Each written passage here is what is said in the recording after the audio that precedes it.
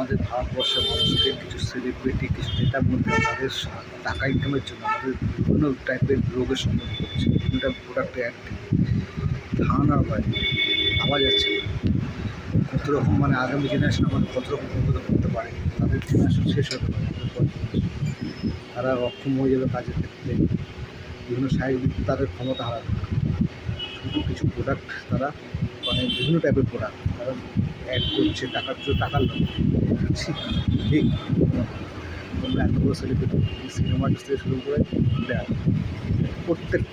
প্রত্যেকে তারা আজকে টাকার লোক ভেবে তারা প্রোডাক্ট অ্যাড করছে। তারা কি যায় না, তারা কিন্তু কেউ তারা কোনো প্রোডাক্ট ইউজ করে না, কোনো রকম প্রোডাক্টগুলো অ্যাড করে, কি সাবান, কি শ্যাম্পু, কি তেল, কি ডিও, কোনো রকম তারা শুধু মানুষ সাধারণ মানুষ আমাদেরকে প্রোডাক্ট ইউজ করছে টাকার লোক। ঠিক আমাদেরকে এত সম্মান দিতে পারবো, তোমরা একটু প্রতিবাদ যার ভালোই দেবেন, তাও কিচ্ছু করবে না, কিছু টাকা চেয়ে আমরা বোকা মানুষ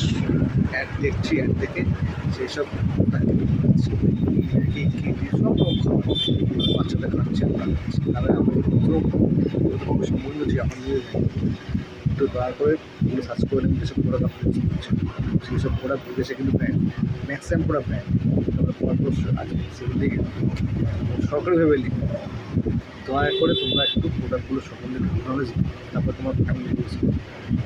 কেমিক্যাল প্রোডাক্ট ইউজ করো, কেমিক্যাল প্রোডাক্ট খাও, নিজেকে নিজের ফ্যামিলির পেছনে ব্যাকগ্রাউন্ড জেনারেশনকে বাঁচাও। তোমরা অবশ্যই রিকোয়েস্ট তোমাদের আছে,